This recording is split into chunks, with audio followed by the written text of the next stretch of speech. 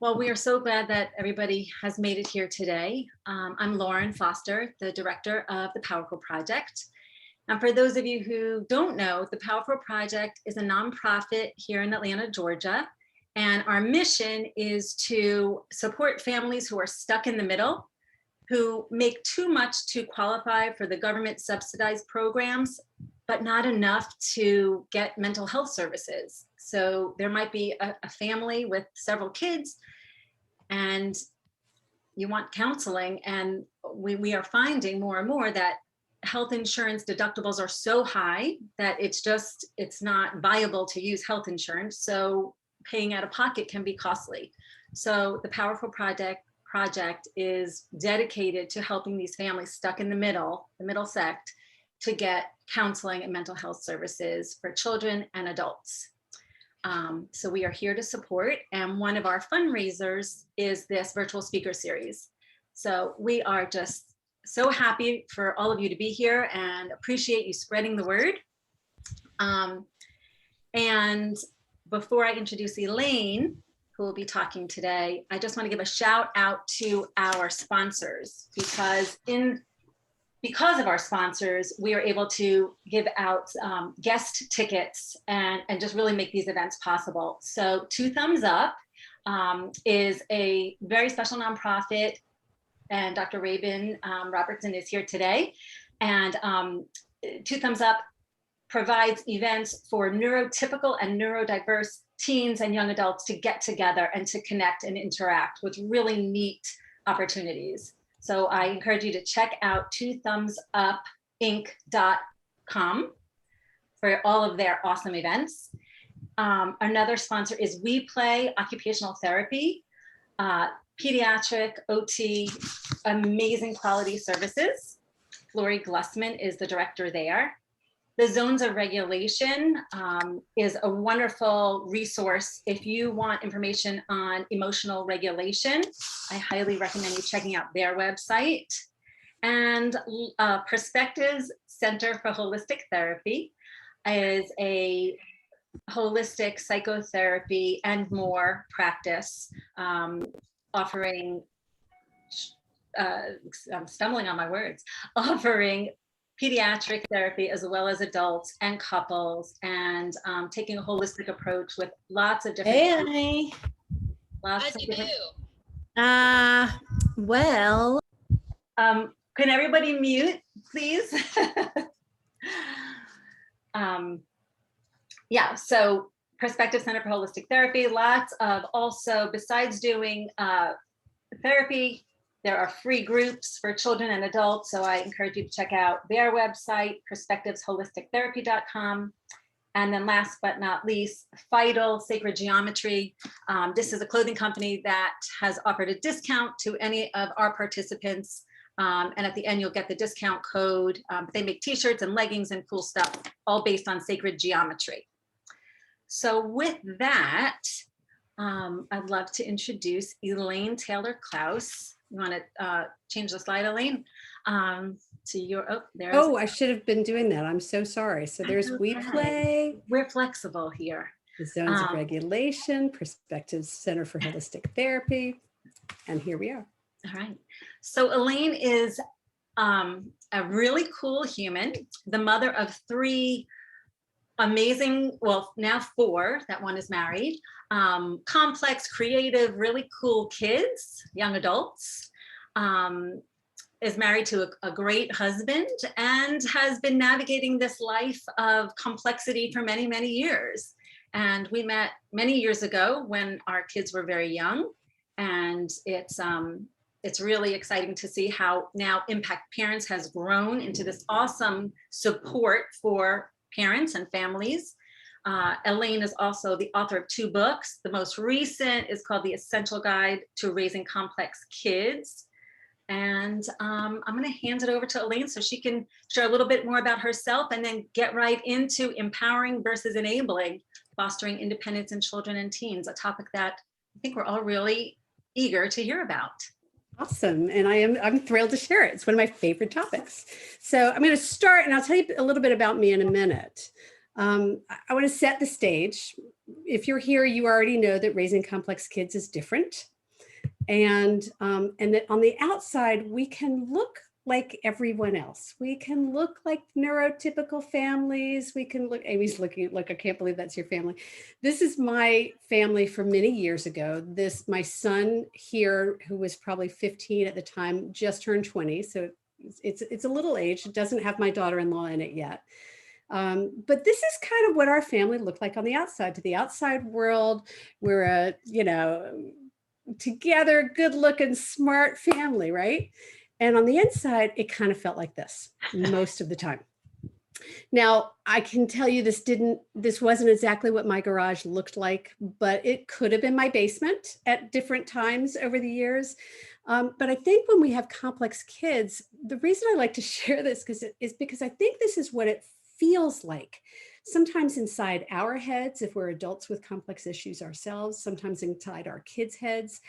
And I want to start by setting the expectation, yes, complex kids are difficult. Yes, we as complex adults have challenges. And this is why, because there's all this good stuff in here, but sometimes it's hard to figure it out or to find it or to organize it, right? There's an ongoing sense of chaos inside our brains and often inside our families and in our homes that belies the beautiful outside nature. And so what we're going to talk about today is really a construct that we use for how you begin to shift this dynamic and empower our kids to take ownership of themselves and their lives. And that's what I would argue is our job as adults, as parents, as providers, is not to raise children, it's to raise future adults. And to do it consciously and to invite them to consciously begin to take ownership of themselves and their lives.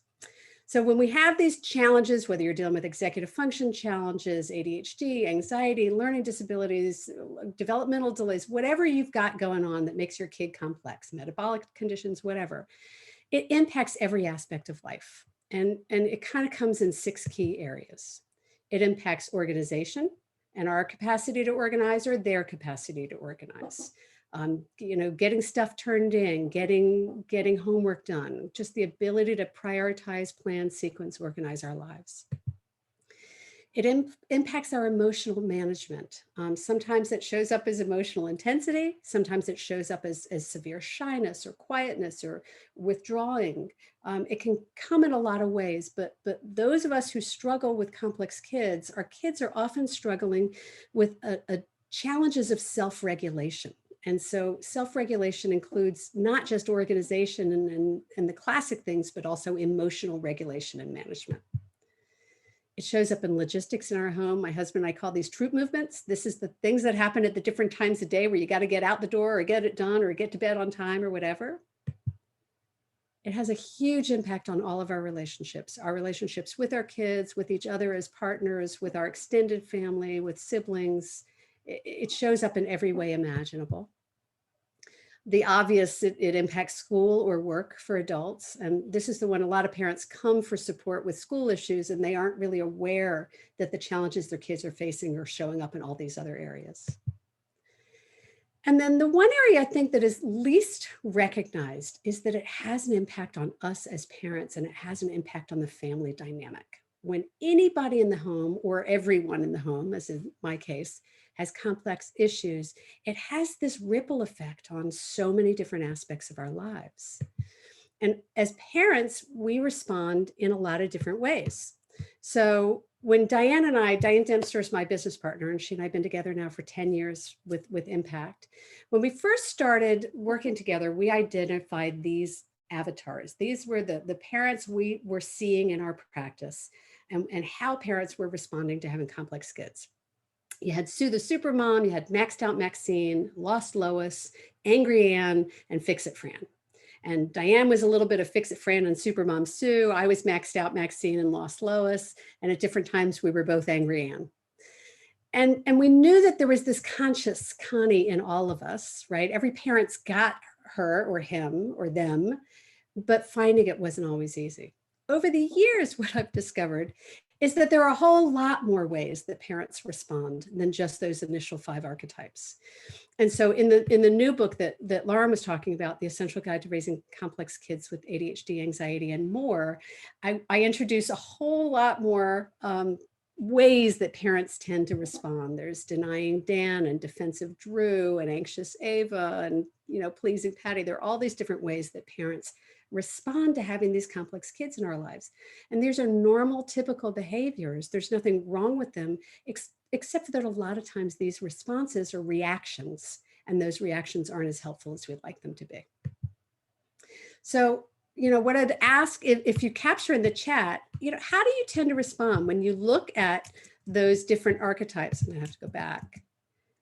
What shows up? What tends to happen for you as a parent, as a provider? What do you notice about that tendency to react instead of respond? And how does that show up for you? And I'd encourage you to capture it in the chat and sort of externalize it. It's not to judge you or make you wrong for it, but to just begin to see that's how I tend to respond, or that's how I used to respond before I started getting help, whatever that is for you. And Lauren, I see, it's a combination depending on the situation. Absolutely, right? It's always going to range. But to become aware, this is one of my favorites. This is Bootstraps Bill. We get him in our practice a lot, right? But to become aware that our response has an impact on the family dynamic is a really important piece, right? Lauren, let me just check in. Is someone else going to admit people as they come in, or do you want me to continue to do that? Because I see it on my screen. I'm not sure if you're seeing it. Okay. So Lisa is saying Angry Ann with Fix It, what's her name? Fix It Brand. And Amy maxed out Maxine. So there are lots of ways. And as you say, it's usually a combination of all of these. And so what I really want to talk about today is your approach. Your parenting approach matters significantly when raising complex kids, because we as parents set the tone in the home. Even if we think we have kids who are the ones who are controlling it all and we're walking on eggshells, we're actually the ones who set the tone, and how we respond changes the dynamic for everybody else. But to do that effectively, we have to understand that their ownership to themselves is the key to their success. And transferring ownership is an incremental process. It takes time. I used to talk about this a lot as transferring the baton. Lately, I've been talking a lot about it as transferring the reins. Because if you've ever ridden a horse, you know that if you hold the reins too tight, the horse won't go anywhere, right? You have to loosen the reins enough to give the horse room to move its head in order for it to move. And when you start a child on a horse, you start them where you're holding the reins, and eventually you transfer the reins to them and you teach them how to manage it. And that's really the metaphor, I think, that makes the biggest impact on what we're trying to do for these complex kids. We want them to see that they're capable. We want them to see what they're capable of, and to slowly and incrementally hand over the reins to them one step at a time to take ownership of their lives. In a professional environment, I've started talking about this as onboarding our kids to their adulthood. Right? A lot of us in a professional world or a corporate world may understand what it means to onboard in a new employee. And I think our job as parents is to onboard our kids. It's just a longer onboarding process to their adulthood. So some of the things we want to focus on in this process: we want to foster their resilience. We want to inspire kids to overcome their obstacles and to believe that they can. We want to help them develop their self-awareness. Huge one, we want to teach them to learn to ask for and accept help. I think one of the number one reasons parents come to me is they're frustrated because they feel like their kids need help and they're trying to help and the kid won't take the help.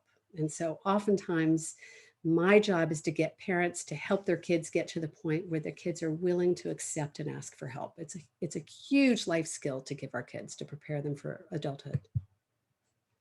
And the way that we do this at Impact is through what we call the coach approach. So my business partner and I met each other within a couple of years of both of us becoming coaches. We both had complex kids between our two families. Very different issues, and very different as people. I was an adult with undiagnosed ADD and attention and learning disabilities. She was not. But we both had a very common experience in that when we became coaches, we discovered we became significantly better parents to our complex kids. And it wasn't rocket science. We realized it worked for both of us and it was something we could teach. And so that's really how we got together was to begin to provide parents with an alternative to get the support they need. When my kids were little, the only resource available for me as a parent was to put my kids into therapy or to get therapy for myself. And there's no problem with therapy. Therapy is a great modality when it's the right modality, but it's not the only modality. And it's not necessarily even the best modality for a parent who really doesn't need a therapist. They need a Sherpa, they need a guide, right? They need somebody to walk them through the process. It's still a mental health management issue like you deal with in this organization, but sometimes that management is going to come in the form of training or coaching, not necessarily in therapy. And so our approach, our methodology is based on the world of professional coaching. And the foundational principle of coaching is that perspective changes outcomes. When we change the way that we look at something, we actually change what's possible and we change the actions that we take and we will change the outcomes as a result. So I often say when we believe we can or we can't, we're right. And so with parenting, parents often come to us from a place of desperation. And the number one word I hear in intake sessions, we do something called sanity sessions, which are these complimentary conversations to just help parents figure out what they need. And the number one word I hear is desperation. And when you parent from desperation, let me go back for a second, that's a perspective. And when you hold that perspective, it's going to have a cascading impact and your kids are going to feel that desperation. When you can shift that perspective and parent from inspiration, your kids begin to feel that and they begin to see what's possible. So how we see it matters and how we act based on what we believe matters. So the concept I want to play with here is this notion of what we call up until now. This is the perspective shift I want to offer for you. Up until now, you made the best choices you could with what you had to work with the kids in your life. You did the best you could with the information available to you. And from here forward, as you gain different information and new information, you have a capacity to do differently and to take different actions. So as your perspective shifts, your capacity to act shifts. And so this notion of up until now is kind of a great way to forgive ourselves and to let go of what's happened up until now and to really allow ourselves to move forward from a different perspective. Oops. So the idea here is to adjust your approach as a parent or as a provider to meet kids where they are developmentally, not where they are necessarily chronologically. Often we hear parents say, well, he's 9, he should be able to, or she's 12, she should be. And we're looking at where our kids are developmentally and what their capacity is from that perspective rather than from a chronological perspective. So, and that shift of your approach is going to change what's possible for the kids. So the model that we teach, this is all based on a coaching framework. We talk about taking aim, step 2 is getting educated, and then most of it happens in this planning phase. I'm not going to go into the detail of model. In all of our work in Sanity School and in the book, everything we do works from this coaching-based model. But what I want to introduce today is a concept of what we call the 4 phases of empowerment, and really spend some time talking to you about these 4 phases, because this is what we've come to in the last couple of years as the most profound way to help parents understand what it really means to transfer the reins, to transfer ownership from us to our kids. And I will say, I do have the chat open. If you have questions while we're going, I'm happy. I know we're going to take Q&A at the end, and I'm happy to entertain them if you want some clarification while I'm going through it. So there are 4 phases of empowerment. Phase 1 is the director mode. Phase 2 is collaborate. Phase 3 is support. And phase 4 is champion. All of us know the director mode. I had a mom tell me the other day, I've been in dictator mode for way too long. Like, okay, let's just give it director. Let's not judge it as dictator. But we all start as the director. because that's our job as parents of little kids. Our job is to help them to focus their action, to motivate their engagement of what's being asked of them, to guide them, to lead them. Our job in the early years is to be the director. So we might say in that phase, you know, tonight you have math and history homework. Why don't you have a snack and do your homework before dinner? So we're guiding them, we're directing, we're modeling organization, we're setting up the organization for them. And so we can play a game later. We're offering a motivation and helping them begin to see the connection between expectation, action, organization, and motivation. Okay. And our job as parents is to direct initially. From a pretty early age, we could start moving into collaboration mode if we wanted to, or if we understood it. Many of us get stuck in director mode. And particularly, I think parents of complex kids get stuck here worse than neurotypical kids, because we're afraid. We're afraid they can't. We're afraid they won't. We don't want them to fall behind. We don't want them to feel failure. We want to protect their self-esteem. We have a lot of really great reasons why we get stuck in director mode, but we get stuck there nonetheless. And as long as we're in this mode and we're holding the reins, our kids don't have any motivation to take the reins themselves. And as long as we're directing and controlling, our kids are going to feel like it's not their job to take care of themselves or manage themselves. It's someone else's job. And you can be in a director mode with a 5-year-old, and you can be in a director mode with a 15 or 20-year-old. If you're the one worrying about making sure that this kid's going to get their homework done at 16 to the point that they don't even have to because they know you're going to do it, why should they bother? So it's normal to start in director mode. The opportunity here and the challenge, I think, for many of us is to really begin to move into collaboration mode. So phase 2, collaboration. This is about beginning to share the agenda with our kids, to motivate their sense of ownership, to model the organization, but not to necessarily direct it or lead it. Okay. So here you might begin to give them choices and ask more questions. Here's some times you have free to do your homework. Are you clear about what needs to be done? Do you want to go over it with me? When do you want to do it? Where do you want to do it? You know, there is one school of thought that kids should sit in the same place every day and do their homework in the same spot. There's another school of thought that quirky kids with creative minds need some choice, and they need flexibility, and they need movement. And sometimes giving them that choice can really be powerful. My kids used to have, I had one kid who did most of her homework lying on the dining room table with her foot popping off the end because she has hyperactivity. And so she needed to be able to kick and move. And another one who, as long as there was not 2 hands involved, was allowed to do their homework in the tree in the front yard. So if that's where it was going to take for them to get motivated enough to do it, then I was willing to do it. So when and where do you want to do it? Maybe a question you ask. Can I help you plan anything? A lot of our kids may still struggle with planning. They want to be in ownership. They want to start feeling a sense of ownership, but they may not be ready to do it all on their own. How will you reward yourself when you're done? So you don't necessarily need to say, here's your motivation. You might ask them to begin to identify a motivation for themselves. Diane tells a story about her son when he was in 3rd grade trying to get a math homework done, and he decided to reward himself with a bowl of ice cream, right?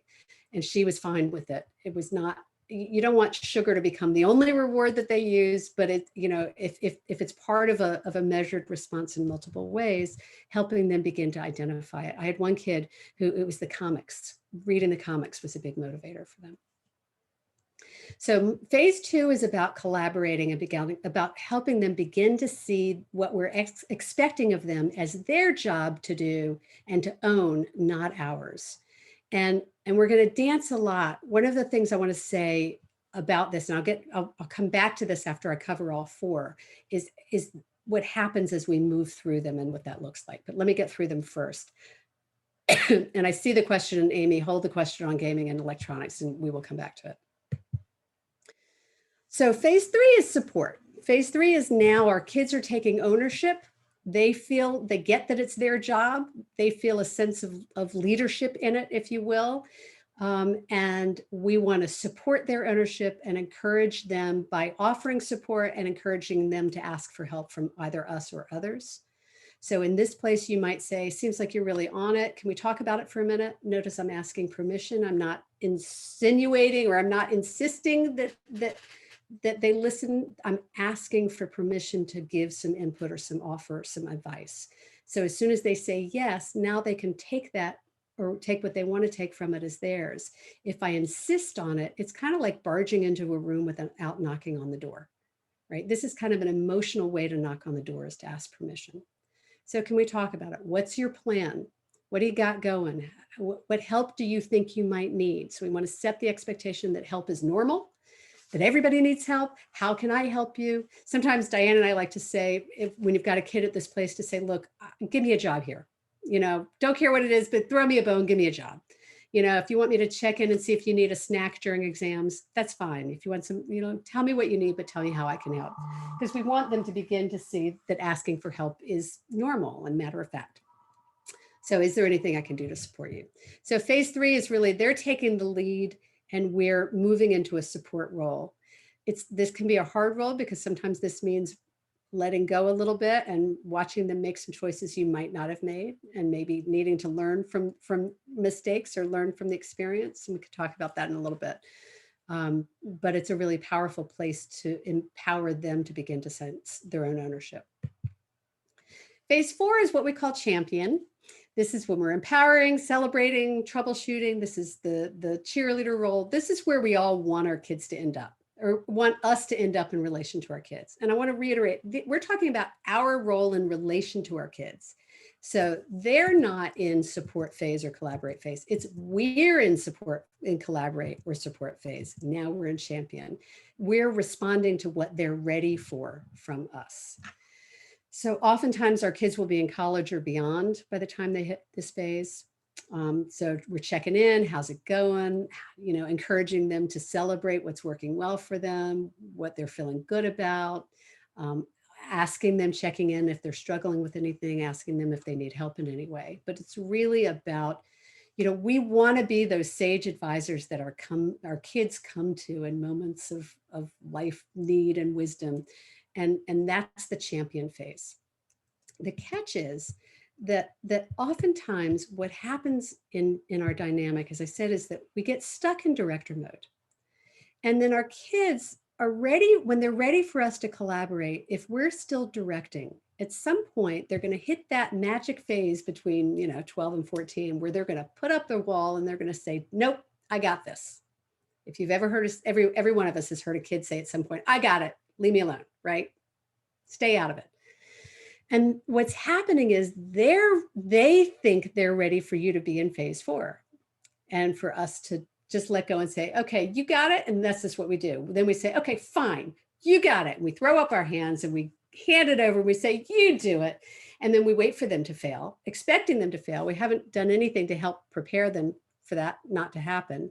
And then they fail. And then we say, see, I told you you couldn't. And we jump back to justifying that, see, you need me to be in director mode, right? And so we dance back and forth. We bounce back and forth a lot between phases 1 and phase 4, for many of us, not all of us. When what our kids really need is for us to spend most of our time of active parenting right here between phases 2 and phase 3. Now, a couple of catches about this system, if you will, this process. Our kids are going to be at different places depending on what the issue is we're dealing with and how motivated they are to do it. So you may find that your kid really still needs you to be in director mode when it comes to getting their homework done, but is really fully ready for you to be in collaborate or even support role when it comes to getting their stuff done for an extracurricular. Maybe it's sports or maybe it's music, and they're really into it and they're kind of on top of it there. And so they don't need you to be as controlling there as they need you to still be directing in other areas. So we as parents have to really pay attention to what the expectation is of the child or the young adult, and what they're ready for, and to keep stretching, trying to offer as much, or maybe I should say as little direction and as most collaboration as they are ready for us to handle with them, so that we can encourage them to be in this place of collaborate and support. So I've been doing a lot of work this year with parents of young adults, huge amount. And oftentimes what happens is parents of young adults will come to me and they say, well, my kid wants me to be in phase 4, but they're not ready for it. And it's true. The kid never learned to collaborate and get support and all of that. So they're in phase 4, but they don't have the skill set to manage it.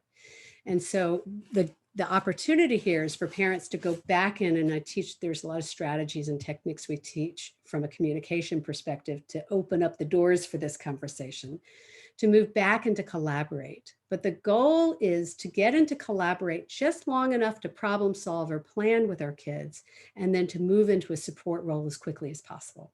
This is particularly for young adults. Now, teenagers, it's a little bit different. They may be okay with us staying in this collaboration phase a little longer. But once our kids are kind of independent or see themselves as independent adults, young adults, we do need to go into this collaboration phase, but then we want to use it as a planning phase to then go into support as quickly as possible. And then part of what we can support, but one of the ways we can support is offer to take some things off their plate while they're working on others. So, an example, I have a young adult who was living out of state from a very, very early age. And so for many years, we were in this collaborate and support phase, but I was still handling all the finances. For years, I was handling all the finances because they just weren't ready to do that on top of everything else required to live their life and get to school and get to auditions and all of the things they were doing.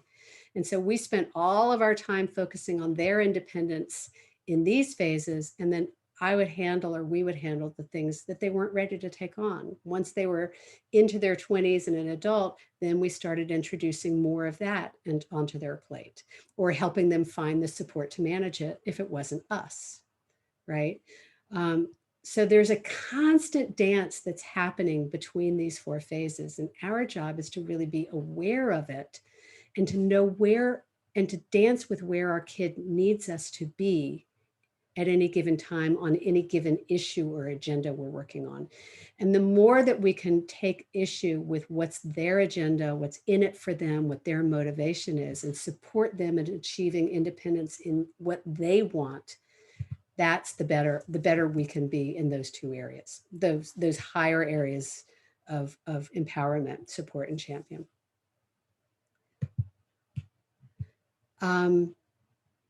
So the other concept I wanted to introduce today is this notion of motivation. So I've kind of alluded to motivation in a lot of different ways. For kids who struggle with executive function challenges, maybe they have ADHD or anxiety or any other kinds of developmental delays, there's a strong correlation between motivation and action. And when we don't have a strong, what we call a get it done button, right? When we have a hard time activating, when our brain doesn't have the hormones it needs to get something done, we need to help our kids find a motivation to do almost anything. If we don't, we're going to end up looking at them and they're going to begin to look at themselves as lazy or as stupid, or right. They'll make up all kinds of things because they think that there's a flaw because they can't get themselves activated to do something. But the truth is, for those of us who struggle with these kinds of brains, we need a motivation to get ourselves to do absolutely everything. So the 5 key motivators for the complex brain, you can remember it with the acronym PINCH, P-I-N-C-H. P stands for play. It can also be creativity is in this realm. Humor is in this realm. These are kids who, if you've ever had a kid with clothes all over the floor and then you give them a basketball hoop over the laundry basket, and all of a sudden the laundry is in the basket, right? Because you made it fun. Creativity show. These are musicians and artists. Humor. I have one kid who's highly motivated by humor. If I can make a joke out of anything, I can get him to do almost everything, right? He needs to have fun in the process. I is for interest. These are kids who are really motivated by the topic. Maybe they're really motivated by the particular teacher, and they can get an A in math one year and a D in math the next year, and it's all because they like the teacher or they didn't like the teacher. So looking for interest. I often hear parents say, well, he'll only do if it's something he wants to do. Right, because he's got a motivation, because that's getting the dopamine hit that his brain needs to get himself to get stuff done. And a lot of our kids, they're stimulation seekers. They're looking for something to activate the brain to get the dopamine going in their brain. Okay. And so interest for some of them is one way to do that. N stands for novelty. So a lot of our kids are novelty seekers. I'm a high novelty person. So novelty is I like it when it's new, right? So these are the kids who do great at the beginning of a school year, and by October, November, they're done, right? My son used to come to me every year, he'd say, I'm done.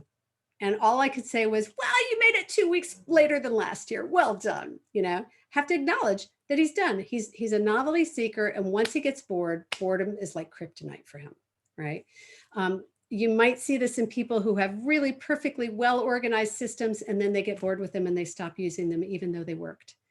You might be someone who's constantly rearranging the shelves in your kitchen or the stuff in your kitchen just because you need it to be new and fresh. I keep, kid you not, 3 toothbrushes and 3 toothpastes in my bathroom drawer. I never know what I'm going to pick at any given time, but it keeps it fresh and it keeps it novel, right? My kids once, I needed to get them to go do an errand for me. I needed all of them to leave the house at the same time. And I remember going to my eldest and I was saying, could you please take your siblings to the grocery store? And they paused and I watched them process and they finally looked at me. Okay. Looked at their siblings and they said, okay, everybody, superheroes to the grocery store. And they all donned capes and tights and shorts, and they made it fun and they made it playful and they made it interesting, and they went to the grocery store. So sometimes it's a combination of several of these that works together, but understanding the motivation can be so key. So the other two that I want to mention, C is competition. That may be competition with others. It may be competition with ourselves, like personal challenge. People who love to get a personal best, or marathon runners, people who really love to challenge themselves, are highly motivated in this area. This is an area that our schools use well, but can overuse. And so we want to be careful. For some kids, 1 minute math is magic. For some kids, 1 minute math will shut them down. So especially a lot of times kids with anxiety can struggle with competition. I have one kid who's really good with competing with himself, but not with anybody else. So you just really have to understand how it works for your kid and how it doesn't. And the last one is hurry up. Now, so let me say something about the PINC. All of these are finding ways to create a motivation to engage the frontal lobe of our brains to get ourselves activated, right? So to get those synapses firing, to get the dopamine going, to get it going on. Hurry up is another motivator, but it relies on a different part of our brain. So this is actually leaning into the stress cycle. This is your classic fight, flight, or freeze.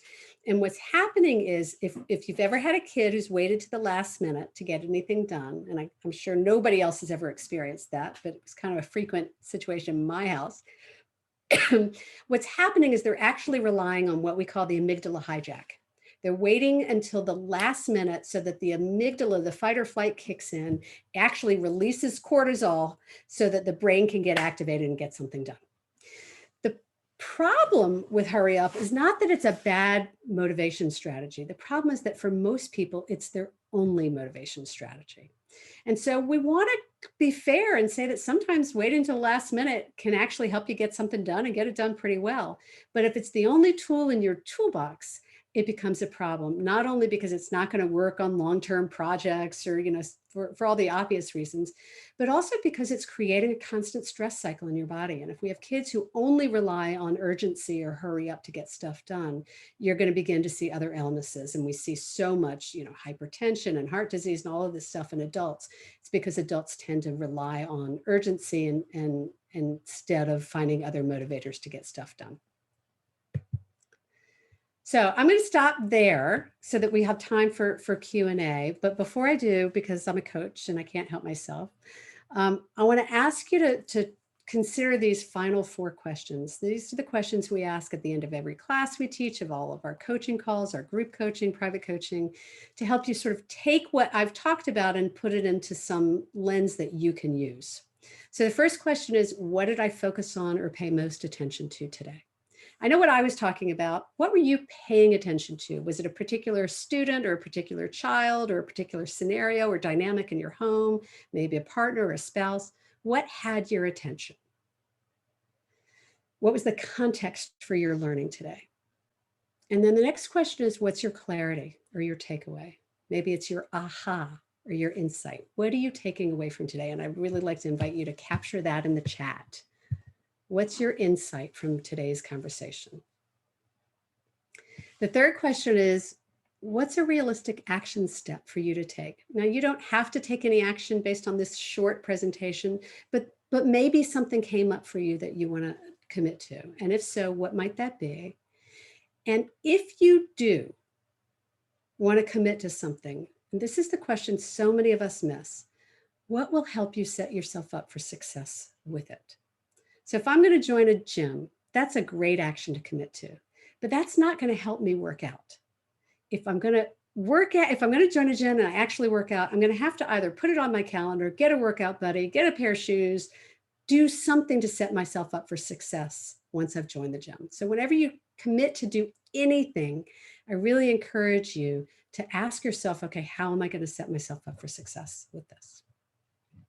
So what'd you focus on? What's your insight? And I'd really, really love for you to capture in the chat, what insights or ahas are you taking away from today, if anything? And Lauren, I see you saying you like the 4 stages. And that was really the focus of today. I'm going to stop. Oh, I need to say as a disclaimer, all of this information is available in our behavior therapy program called Sanity School. So we have Sanity School for parents and Sanity School for teachers. And it's also, all of it is referenced and available in the Essential Guide to Raising Complex Kids. And I think, oh, and we do have Sanity School going on live. So there's a coupon code if anybody's interested. And here's a place to get some additional bonus content on the book if you're interested. So going back to the chat, I see in terms of insights, I love the idea of adding in more novelty and fun. Perspective change outcomes that hit hard in a good way. I love that. Anything else? And then let's open it up. I'm going to stop the share. And Lauren, I'm assuming you can make this link available to people. And what's coming up for people? Any thoughts, questions, insights? Amy, you had a question earlier, if you want to come back to that. If you want to unmute, we can speak the questions. That'd be great. Okay. Hi. Hi. This is so insightful and enlightening. And thank you, first of all. My pleasure. I have been thinking about I have twin boys. And how old are they now? They're going to be 11 in May. Okay. Well, I was shocked seeing your family. Oh, right. And those are older pictures. Yeah. And one of them, they're on very different paths. We treat them as individual boys. And one of them in particular is just really motivated, I would say almost solely by gaming, to the point where it is the stressor for us as parents. Yeah. And it's the thing that brings the most tension and negativity. We try to, come and approach it from a positive way. However, there are only so many minutes that we'll allow. And so when we're using it as a reward, you're earning X number of minutes on top of what you already have, because there's not much else. We've asked him to stop. I'm going to interrupt you for a second. Okay. Bottom line, what's the question you're asking? I think I'm asking if gaming is the only motivator at this stage, at this point. Is that a good thing, a mediocre thing, and how can we tame it so that we can also introduce other motivators? Okay. So help. Yeah. So there are a million answers to that one little question. It's one of the most common reasons we get people calling us these days. In fact, a year ago, right now, we did a full 5-day summit called the Digital Sanity Summit on dealing with digital issues. We created an amazing resource guide. That is, all of that information is still available on the website or in the on the website. So if you're interested, if you're struggling with that, there's a great resource available for it. That's an information resource. And we like to draw the distinction between information and practice, because there's only so much you can do with information. At some point, you need some help learning how to put it into practice. And our focus is really on, there's great information. Now, what do you do with it? So, but there is great information. So one of the things that, and you're dealing with an 11-year-old. So I know it feels like the only motivation he has is gaming. And I would almost guarantee you he's also motivated by connection with you. That all kids at that age still want a relationship with their parents. They want connection. They want to feel regarded and seen and loved and heard and acknowledged and all of that. And so sometimes we have to look beyond the obvious. That's the do, that's the thing, right? But sometimes we want to look beyond that to what else is about it. You know, when do I see this kid light up? When do I see him happy? Is it playing on the floor with a puppy? Is it, you know, I could make up a million things, you know, better than I do. Every parent on this call knows your kids better than anybody else. But the idea is to begin to look for the strengths and to find and to look at where you see him light up. So yeah, he may be interested in gaming, but get curious about what is it about gaming that he loves? Is he fascinated by the strategy of it? Is it the connection and the competitiveness of it? Is it the, like, it doesn't almost matter what it is at this moment, but take some time to get curious about what is it about it that he likes.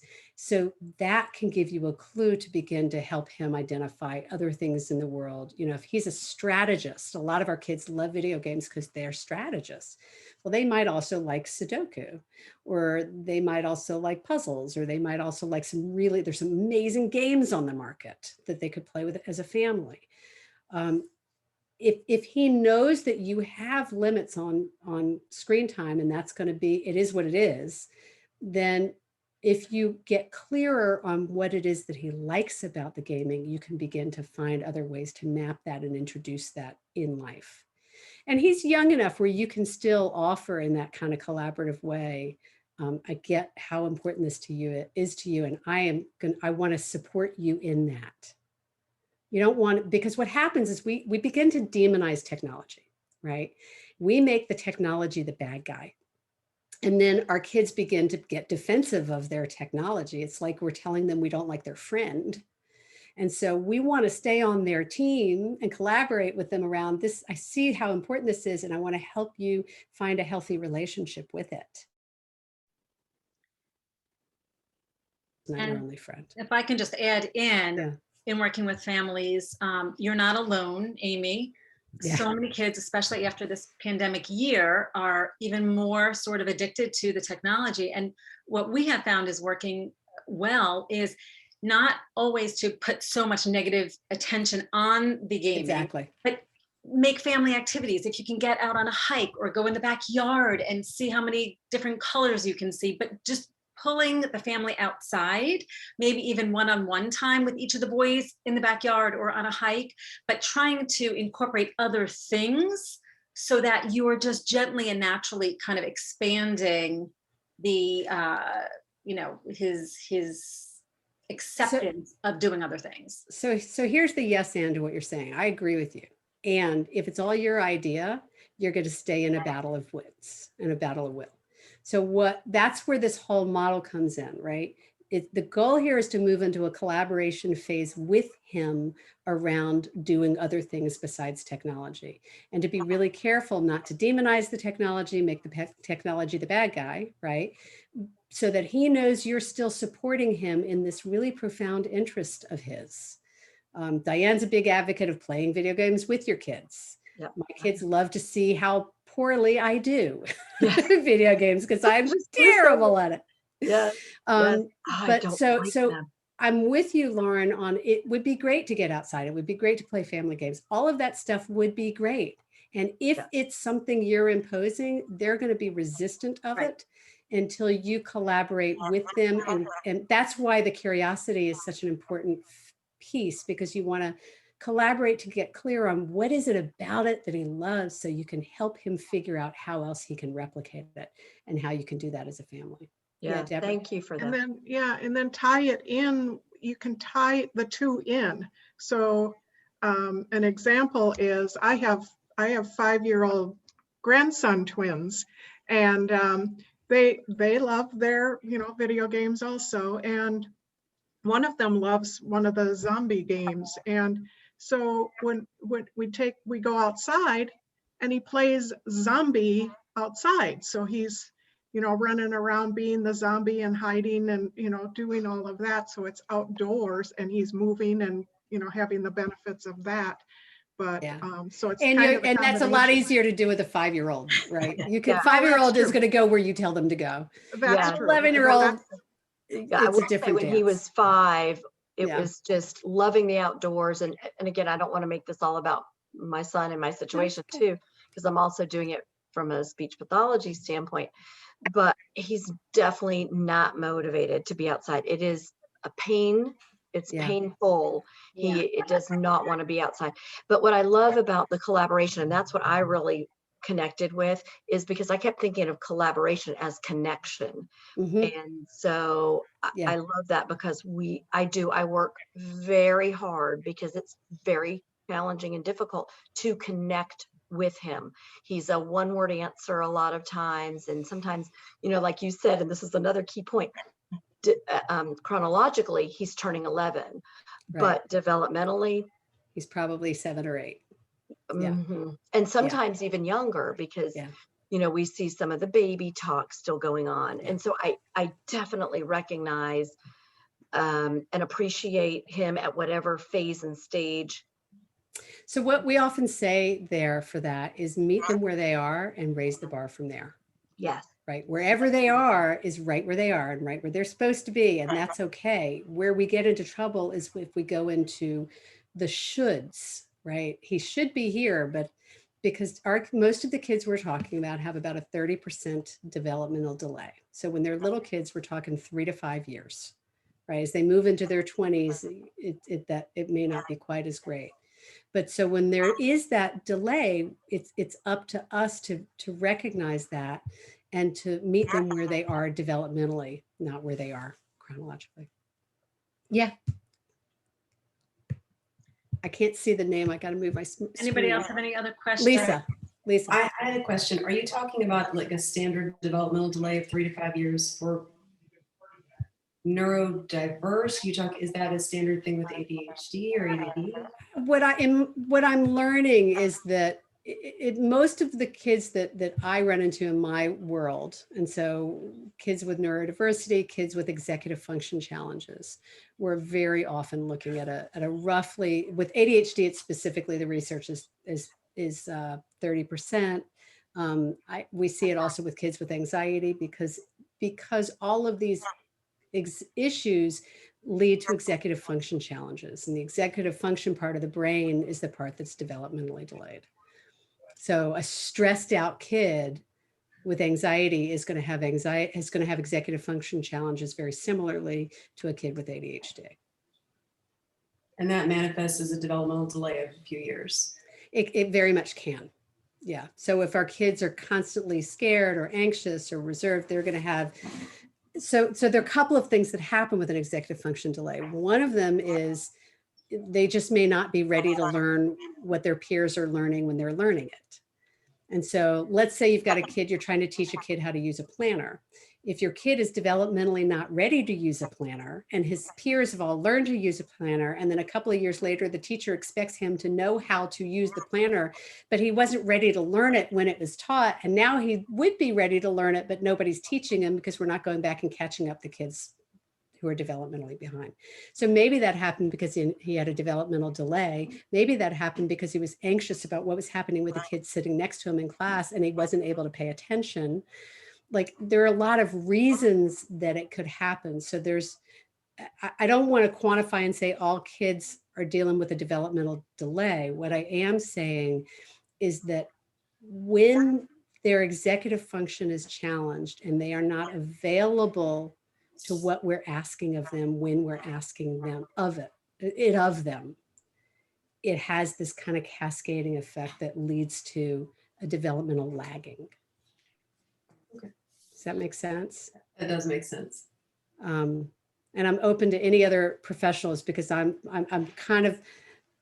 telling you, it's almost more my anecdotal experience with it.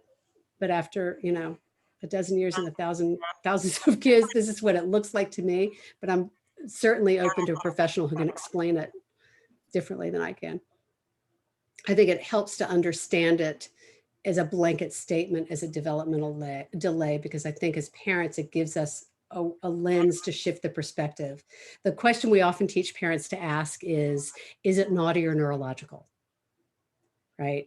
If we see it as naughty, we're going to behave in a certain way. If we see it as neurological, we're going to access compassion differently and behave differently. And so when our kids have neurological issues going on, it's a fair assumption that on some level, at least some part of the behavior is neurological. And if we operate as if, that will change our behaviors. What else? Great. Yeah, any other last questions before we wrap up? Okay. Well, glad Thank you for everybody. having me. What? I just want to say thank you for having me. It was a pleasure. Oh, thank you for being here. Thank you all for attending.